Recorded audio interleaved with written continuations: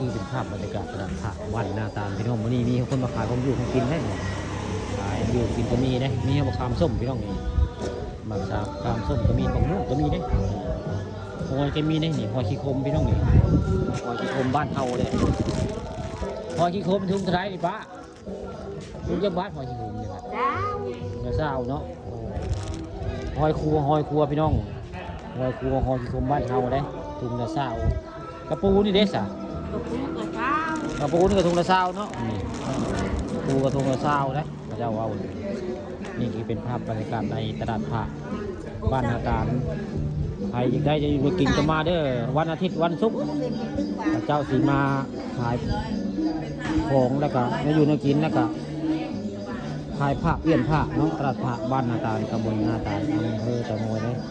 บรรยากาศวันที่นี่กับผ้าปันของประตูข้าวเบิ่งตลาดผักบ้านนาตาลตำบลนาตาลได้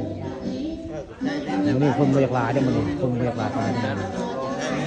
ภาพบรรยากาศในงานตลาดผักมันมีคนบริการไปได้ใครต้องการเครื่องรางของขลังกับมาบริเวณตลาดผักบ้านนาตาลตำบลนาตาลผู้ค้าปลาทองคำปลาชมพาเบิ่งพามาชมตลาดผักบ้านนาตาลมีทุกวันอาทิตย์วันศุกร์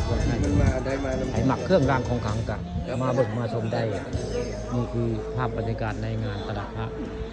บ้านนาตาลตำบลนาตาลต้องข้ามกับปูตาบ้านนาตาลตำบลนาตาลอำเภอตะโมยบรรยากาศวันนี้ก็มีคนมาขายคือเก่าได้ขายผักปล่อยผักแลกเปลี่ยนผักอยู่บริเวณบ้านนาตาลตำบลนาตาลได้ผักคนลายได้ผักเรียนคนลายอยู่บริเวณตลาดผักบ้านนาตาลบรรยากาศขับง่ายที่เจ้ารถตัวเรือกว้างขวางพี่น้องนี่นี่คือภาพบรรยากาศในงานตลาดผักบ้านนาตาล